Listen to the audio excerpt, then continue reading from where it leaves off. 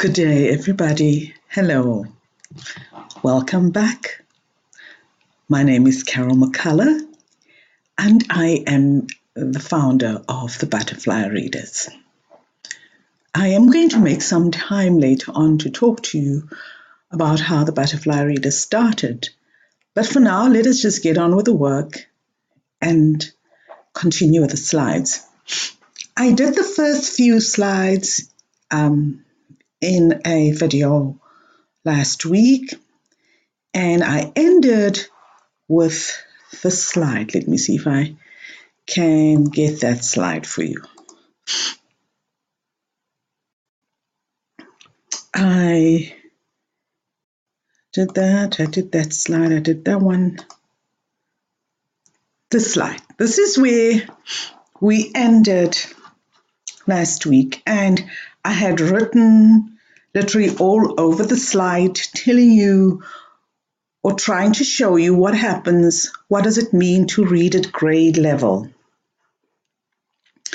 So let's just recap. If a child with a reading difficulty is not identified and proper forms of intervention provided by the start of third grade, there is only a 25% chance that that student will ever read at grade level in his public school career. And it was these words, grade level, that took me to a point where I showed you what it means to read at grade level. Let's carry on and move to the next slide. So the next slide says, what do we teach in the Butterfly Readers and how do we go about it?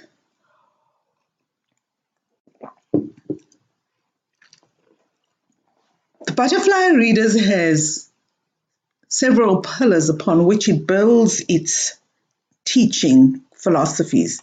Let's look at them. 8 pillars.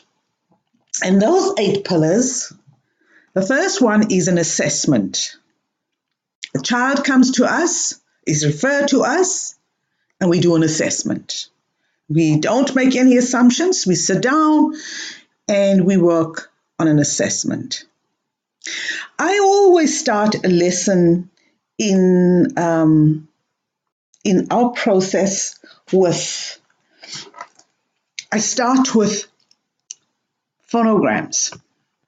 This is where I start. After the assessment is done, and we know that this child, we know the grade level this child is reading at. Now, we'll show you that in a minute.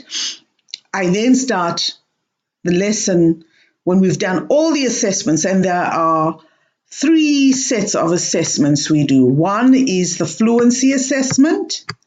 We'll come back and look at these. The second one is a diagnostic assessment. We will look at where is this child, where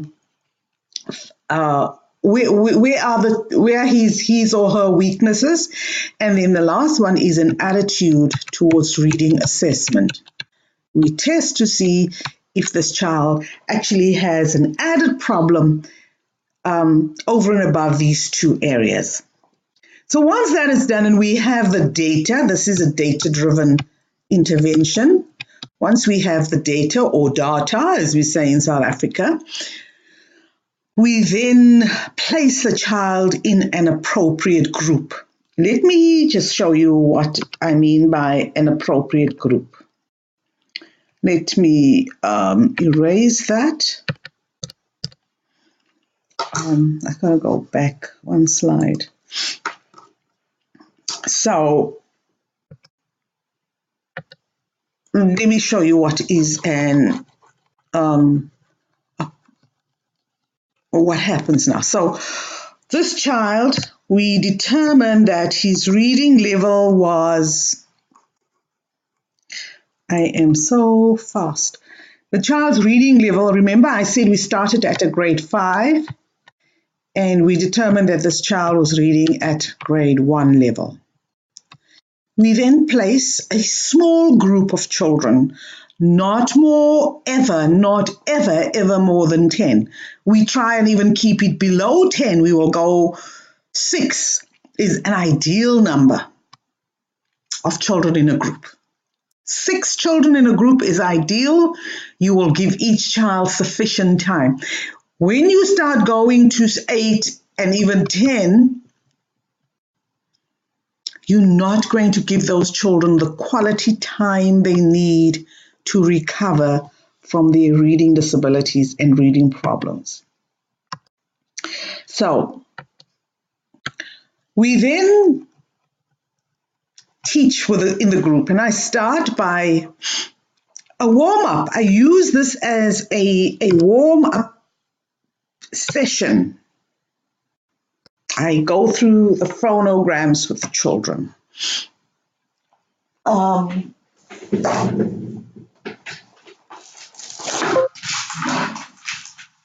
is that? Am I battery low? What? I don't know why that is happening. Let me see if it's my battery. Okay, so let me show you what I mean by phonogram. So I start warming up using these cards, and the children, 1st, 2nd, 3rd, 4th, up to 7th grade in the Butterfly Readers must learn this whole pack of cards. I've made these myself, and I will show you. So in our classrooms at school, we have a board that says A is for apple, B is for ball, and so forth and so forth. And I'll come back to that later. I just want to show you what a phonogram is. Phonogram, this is a phonogram card, the letter A. At the back of the card, you will see it says A for apple, A for navy, R for father. All the sounds that the letter A makes. So we start with phonograms, and I teach them phonograms in small chunks. I don't ever attempt to teach them all 74 or 80 cards in one go. I do 2 or 3 cards a day, sometimes for a week long, depending how bad the children's reading has been neglected. Once we've done that, we then move on. So I'm just taking you through a process in the Butterfly Readers and how we work with the children.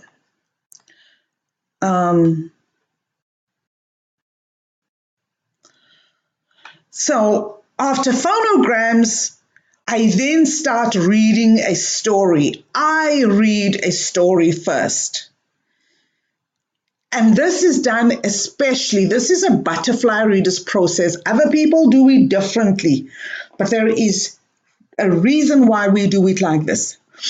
What we call English first language in South Africa amongst the people of color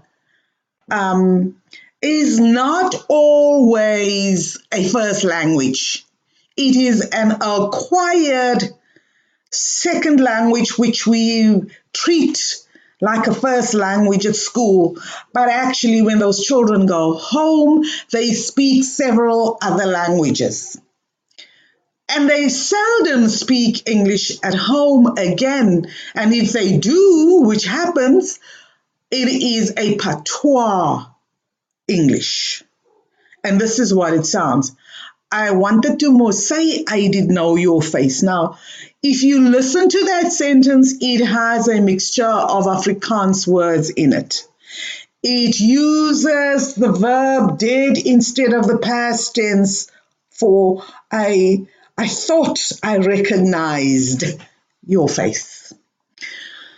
The same applies to other vernacular languages in South Africa. Children mix and match all of that. So it's not it's not a pure English conversation.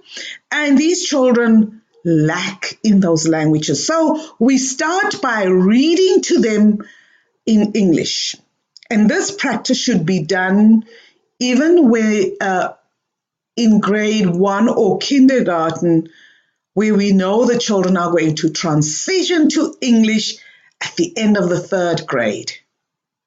even while they are in kindergarten and the first and the second and the third grade, and they are being taught in mother tongue or vernacular, let us introduce the language we are going to switch over to later on. The stages of learning to speak a language and ultimately to read that language is one, to listen adequately to the language, two, to understand that language. So you first listen, then gradually you start understanding, and then finally you attempt to speak the language. And then after speaking, you start reading and writing. And I translate that as I am telling you because certain things we just learned in Afrikaans. En I know, luister, verstaan, praat, lees en skryf. Luister, verstaan, praat, lees en skryf. Listen, understand, speak, then read and write. Those are the stages in which one acquires a language. While I don't do phonemic awareness as a standalone. I do phonemic awareness as part of the actual reading program. So as we are reading and we come across a word with, I would say to the children, change the middle letter to an E, what do we have? Change the B to a, start the word with this letter and change this to a P and it will become tap or whatever the manipulations are. And then once we have done these things, we then go to each child reading individually. Now, the reading that I do for the children at the beginning of the lesson includes the vocabulary that we need to extend. And that vocabulary is woven into this background knowledge stories. And I will show you later on in another slide what that background story looks like.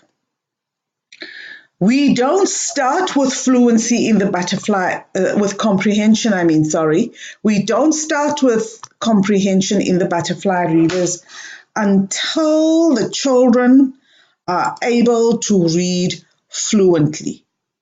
So, comprehension waits, and it can wait for 3, 4, 5, 6 months until that child is able to read fluently. Then we introduce the comprehension. The reason being that so much energy goes into reading fluently that there's very little energy left for comprehension. Let us look at what our slide says about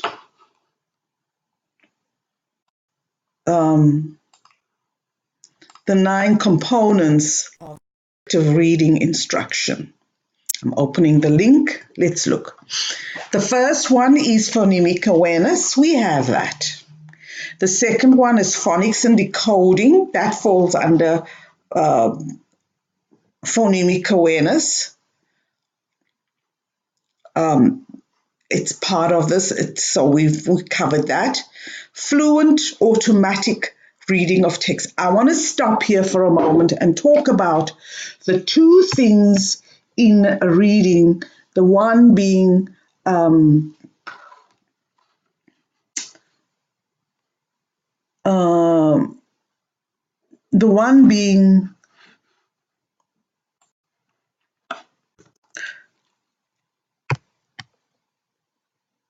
okay, stand still. Okay. Automatic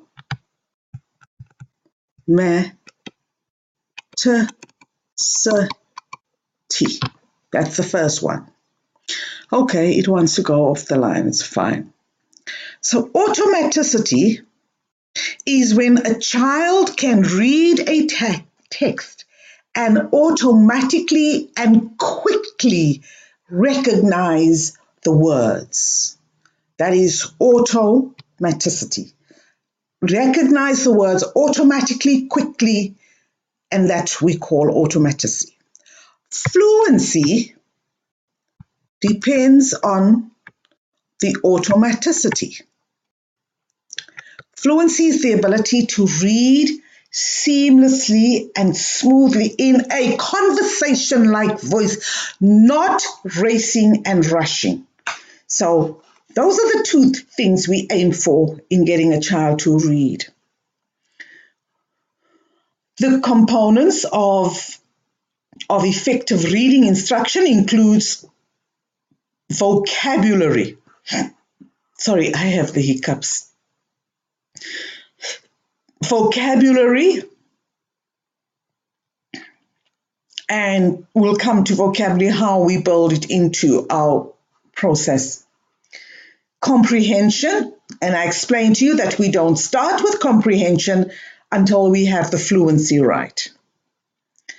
Then we have written expression. This is a manifestation of good reading when the child can write, and then spelling and handwriting. And finally, there is the screening and continuous assessment to inform instruction. We'll talk about those instructions later on. And the final one is motivating the child to read and developing their literacy horizons. This is an important one. Children who are not motivated just don't get it.